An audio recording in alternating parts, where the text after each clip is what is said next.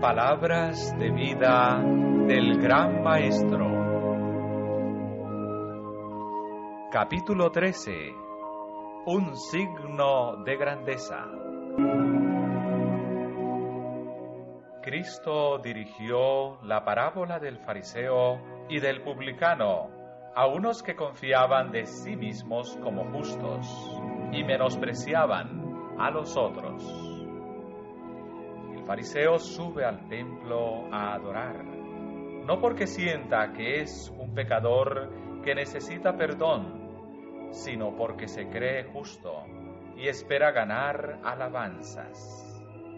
Considera su culto como un acto de mérito que lo recomendará a Dios. Al mismo tiempo, su culto dará a la gente un alto concepto de su piedad. Espera asegurarse el favor de Dios y del hombre. Su culto es impulsado por el interés propio.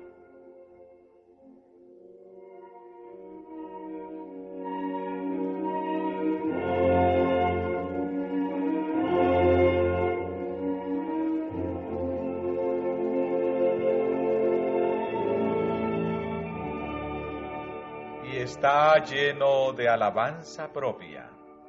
Lo denota en su apariencia, en su forma de andar y en su forma de orar, apartándose de los demás como para decir: no te allegues a mí, que soy más santo que tú.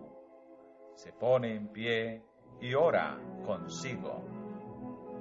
Con una completa satisfacción propia, piensa que Dios y los hombres lo consideran con la misma complacencia.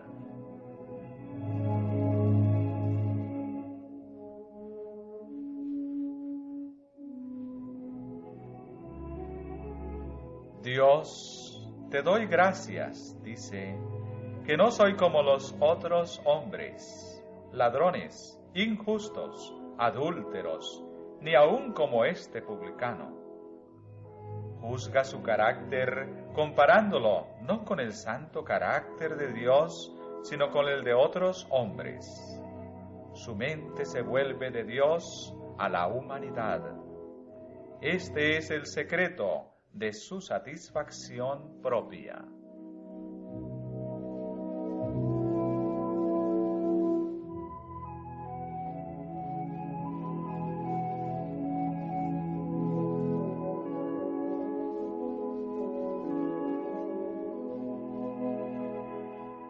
Sigue repasando sus buenas obras.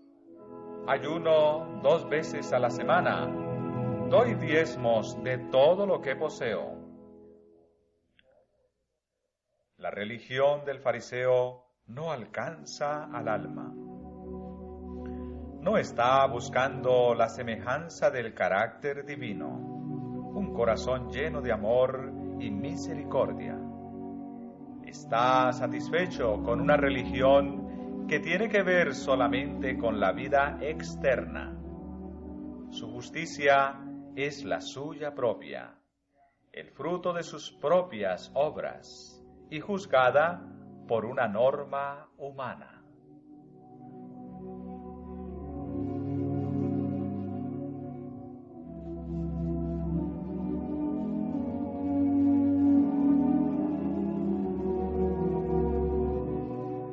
Cualquiera que confíe en que es justo, despreciará a los demás. Así como el fariseo se juzga comparándose con los demás hombres, juzga a otros comparándolos consigo. Su justicia es valorada por la de ellos, y cuanto peores sean, tanto más justo aparecerá él por contraste. Su justicia propia lo induce a acusar. Condena a los otros hombres como transgresores de la ley de Dios. Así está manifestando el mismo espíritu de Satanás, el acusador de los hermanos. Con este espíritu le es imposible ponerse en comunión con Dios. vuelve a su casa desprovisto de la bendición divina.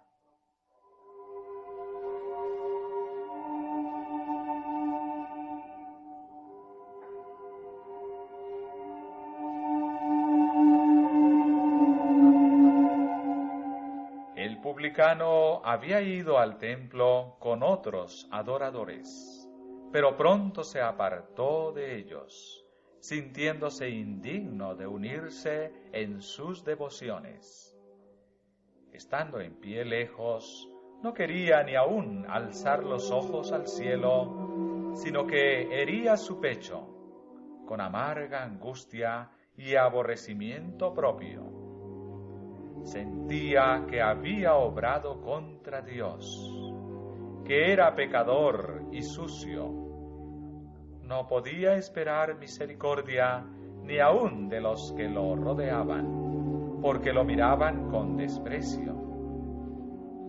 Sabía que no tenía ningún mérito que lo recomendara a Dios, y con una total desesperación clamaba: Dios, sé propicio a mí, pecador. No se comparaba con los otros. Abrumado por un sentimiento de culpa, estaba como si fuera solo en la presencia de Dios. Su único deseo era el perdón y la paz. Su único argumento era la misericordia de Dios. Y fue bendecido. Os digo, dice Cristo, que éste descendió a su casa justificado antes que el otro.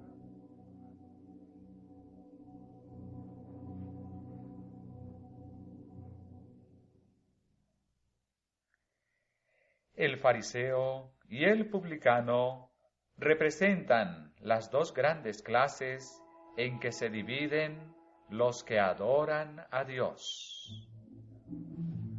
Sus dos primeros representantes son los dos primeros niños que nacieron en el mundo. Caín se creía justo y solo presentó a Dios una ofrenda de agradecimiento. No hizo ninguna confesión de pecado y no reconoció ninguna necesidad de misericordia. Abel, en cambio, se presentó con la sangre que simbolizaba al Cordero de Dios. Lo hizo en calidad de pecador, confesando que estaba perdido.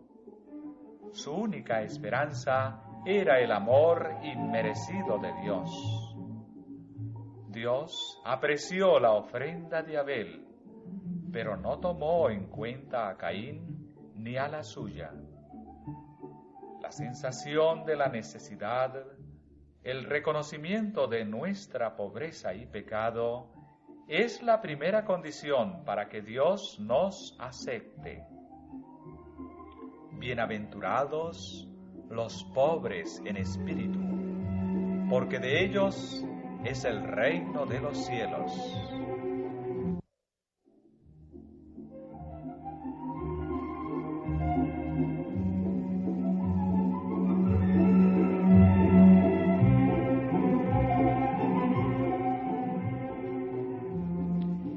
En la historia del apóstol Pedro hay una lección para cada una de las clases representadas por el fariseo y el publicano. Pedro se conceptuaba fuerte al comienzo de su discipulado. Como el fariseo, en su propia estima, no era como los otros hombres.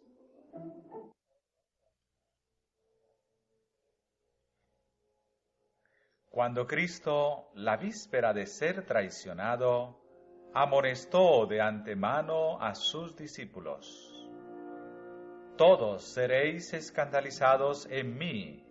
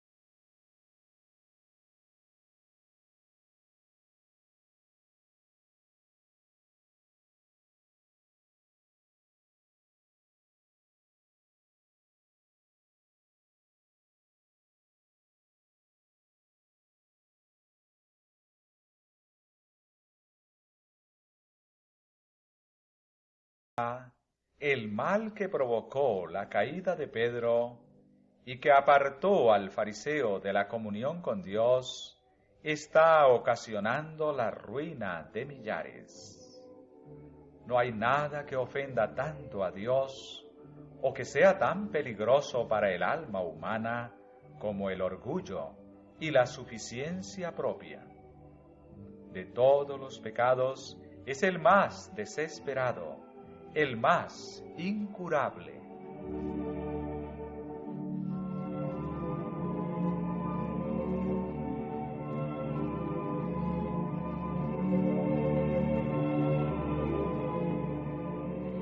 La caída de Pedro no fue instantánea, sino gradual. La confianza propia lo indujo a creer que estaba salvado y dio paso tras paso en el camino descendente hasta que pudo negar a su maestro. Nunca podemos con seguridad poner la confianza en el yo, ni tampoco estando como nos hallamos fuera del cielo, hemos de sentir que nos encontramos seguros contra la tentación. Nunca debe enseñarse a los que aceptan al Salvador, aunque sean sinceros en su conversión, a decir o sentir que están salvados. Eso es engañoso. Debe enseñarse a todos a acariciar la esperanza y la fe, pero aun cuando nos entregamos a Cristo y sabemos que Él nos acepta, no estamos fuera del alcance de la tentación. La palabra de Dios declara: muchos serán limpios y emblanquecidos y purificados. Solo el que soporte la prueba recibirá la corona de la vida.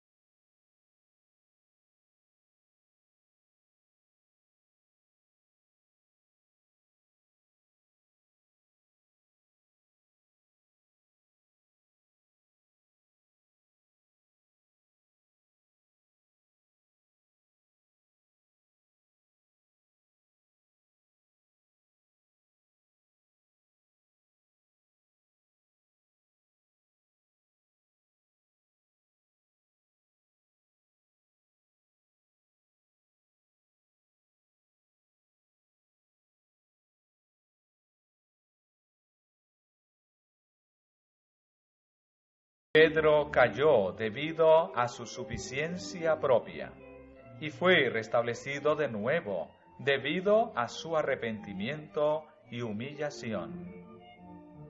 Todo pecador arrepentido puede encontrar estímulo en el relato de este caso. Pedro no fue abandonado, aunque había pecado gravemente. Sobre su alma se habían grabado las palabras de Cristo: yo he rogado por ti que tu fe no falte. En la amarga agonía de su remordimiento, le dieron esperanza esa oración y el recuerdo de la mirada de amor y piedad de Cristo.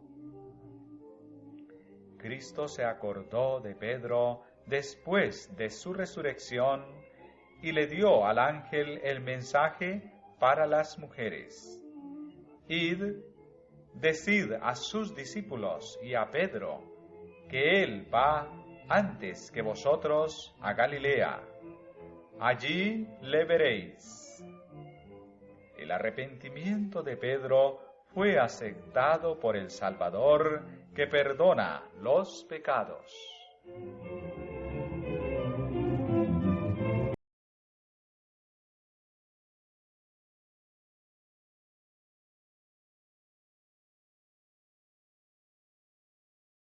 La misma compasión que se prodigó para rescatar a Pedro se extiende a cada alma que ha caído bajo la tentación. La treta especial de Satanás es inducir al hombre a pecar y luego abandonarlo impotente y temblando, temeroso de buscar el perdón. Pero, ¿por qué hemos de temer cuando Dios ha dicho: echen mano esos enemigos de mi fortaleza y hagan paz conmigo? Sí, que hagan paz conmigo. Se ha hecho toda la provisión posible para nuestras debilidades. Se ofrece todo estímulo a los que van a Cristo.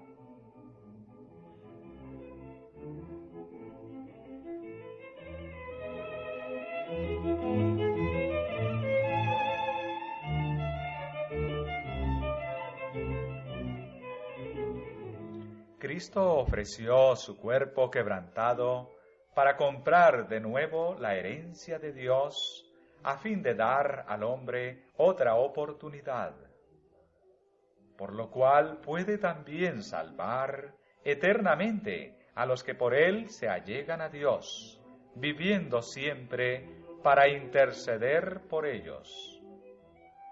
Cristo intercede por la raza perdida mediante su vida inmaculada, su obediencia y su muerte en la cruz del Calvario. Y ahora, no como un mero suplicante, intercede por nosotros el capitán de nuestra salvación, sino como un conquistador que reclama su victoria. Su ofrenda es completa, y como intercesor nuestro ejecuta la obra que él mismo se señaló, sosteniendo delante de Dios el incensario que contiene sus méritos inmaculados y las oraciones, las confesiones y las ofrendas de agradecimiento de su pueblo. Ellas, perfumadas con la fragancia de la justicia de Cristo, ascienden hasta Dios en olor suave. La ofrenda se hace completamente aceptable y el perdón cubre toda transgresión.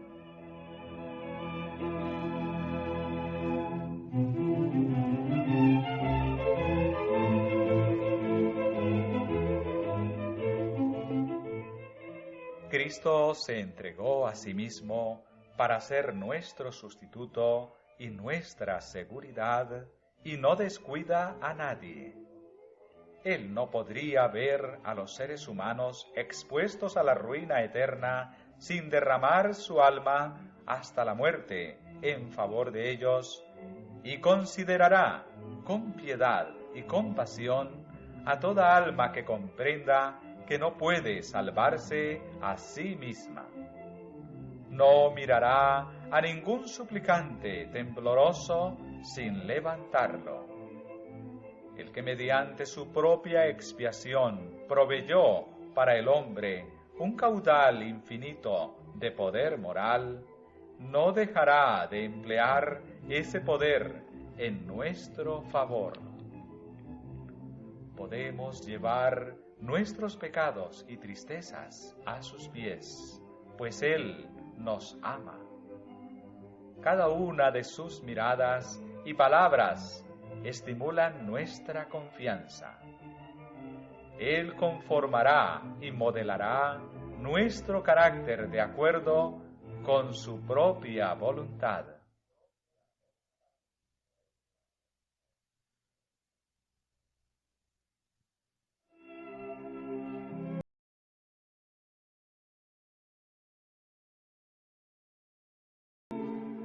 Todas las fuerzas satánicas no tienen poder para vencer a una alma que con fe sencilla se apoya en Cristo.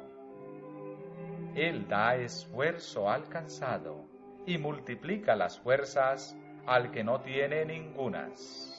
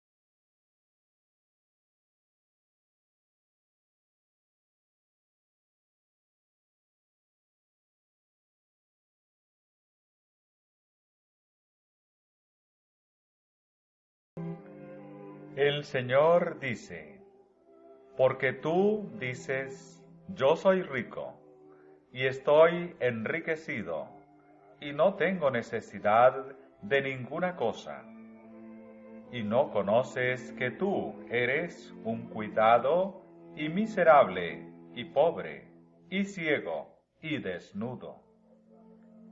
Yo te amonesto que de mí compres oro afinado en fuego, para que seas hecho rico, y seas vestido de vestiduras blancas, para que no se descubra la vergüenza de tu desnudez, y unge tus ojos con colirio, para que veas.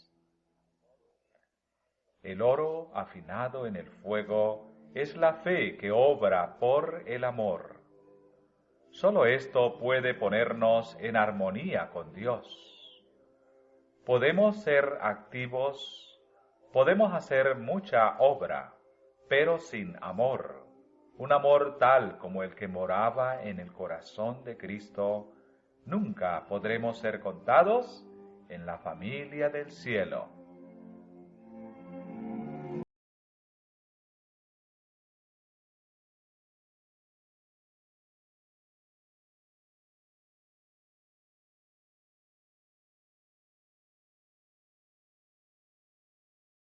Ningún hombre por sí mismo puede comprender sus errores.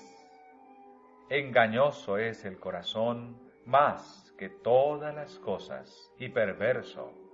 ¿Quién lo conocerá?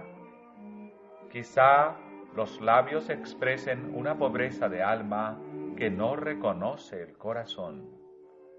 Mientras se habla a Dios de pobreza de espíritu, el corazón quizá está henchido con la presunción de su humildad superior y justicia exaltada. Hay una sola forma en que podemos obtener un verdadero conocimiento del yo. Debemos contemplar a Cristo. La ignorancia de su vida y su carácter induce a los hombres a exaltarse en su justicia propia.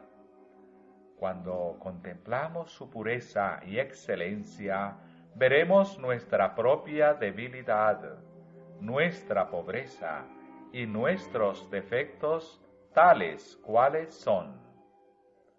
Nos veremos perdidos y sin esperanza, vestidos con la ropa de la justicia propia, como cualquier otro pecador.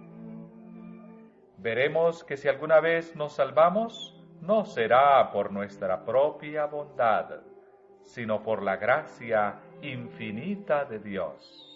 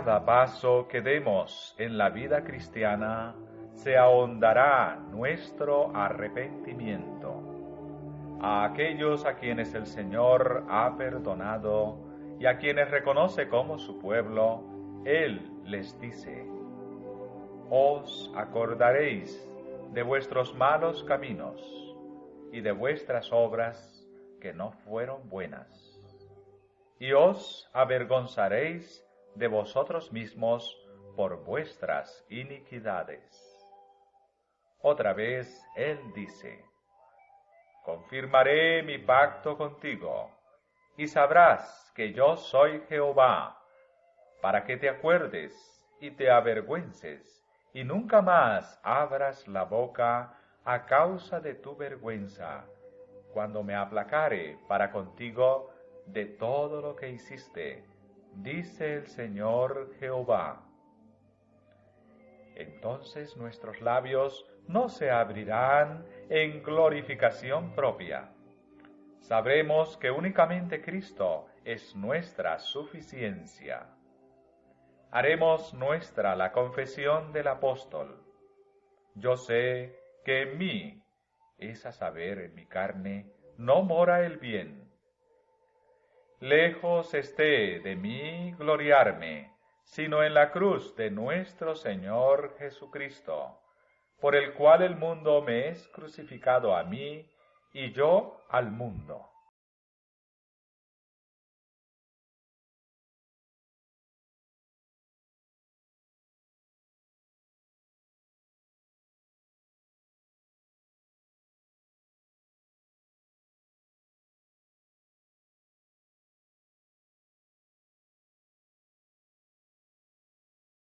Con esto se da la orden: ocupaos en vuestra salvación con temor y temblor, porque Dios es el que en vosotros obra así el querer como el hacer, por su buena voluntad. Dios no os manda temer que Él dejará de cumplir sus promesas, que se cansará su paciencia, o que llegará a faltar su compasión. Temed que vuestra voluntad no sea mantenida sujeta a la de Cristo, que vuestros rasgos de carácter hereditarios y cultivados rijan vuestra vida. Dios es el que en vosotros obra así el querer como el hacer, por su buena voluntad. Temed que el yo se interponga entre vuestra alma y el gran artífice. Temed que la voluntad propia malogre el elevado propósito que Dios desea alcanzar mediante vosotros. Temed confiar en vuestra propia fuerza. Temed retirar vuestra mano de la mano de Cristo e intentar recorrer el camino de la vida sin su presencia constante.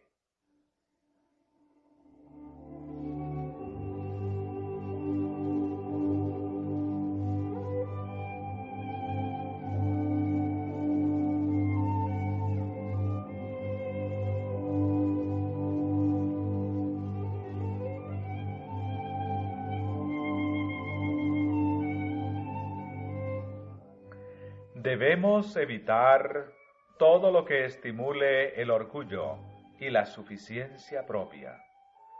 Por lo tanto, debemos estar apercibidos para no dar ni recibir lisonjas o alabanzas. La adulación es obra de Satanás. Él se ocupa tanto en adular como en acusar y condenar, y así procura la ruina del alma.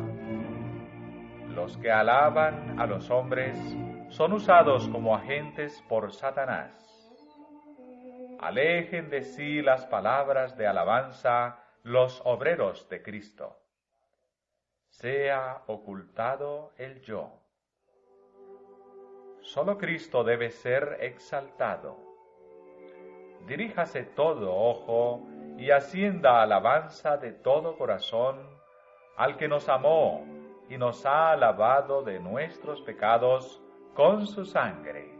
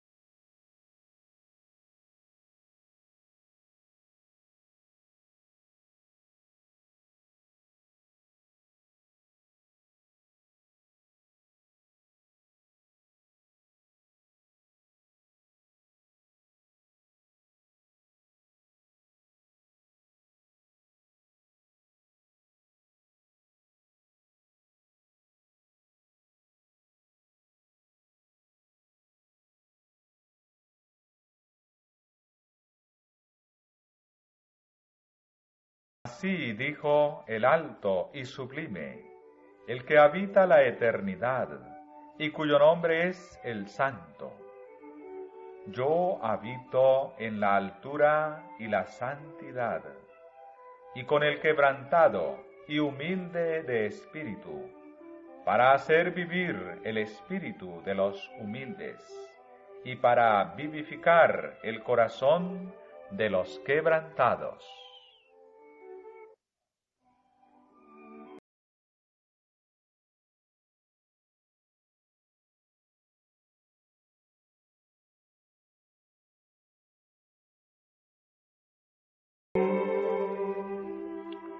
Fue cuando estuvo oculto en la hendidura de la roca cuando Moisés contempló la gloria de Dios.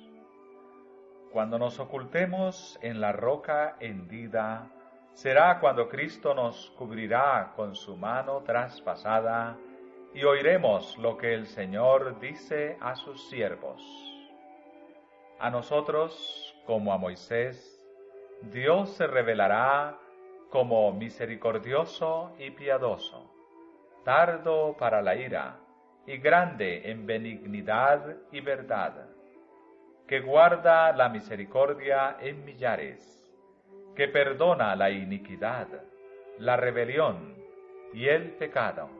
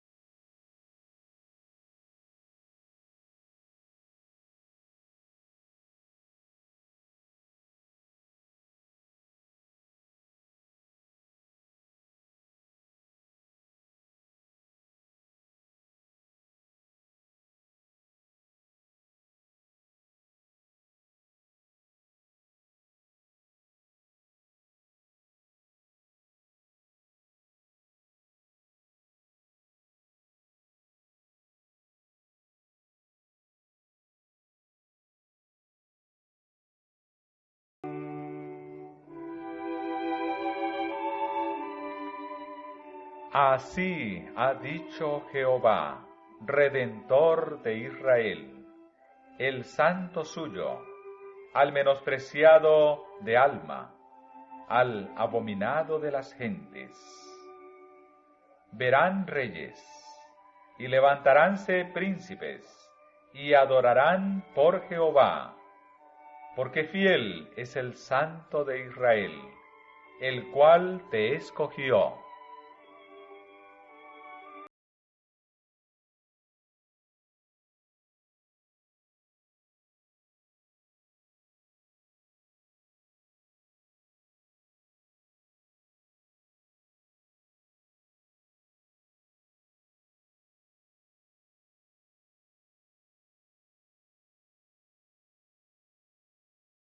Porque cualquiera que se ensalza será humillado, y el que se humilla será ensalzado.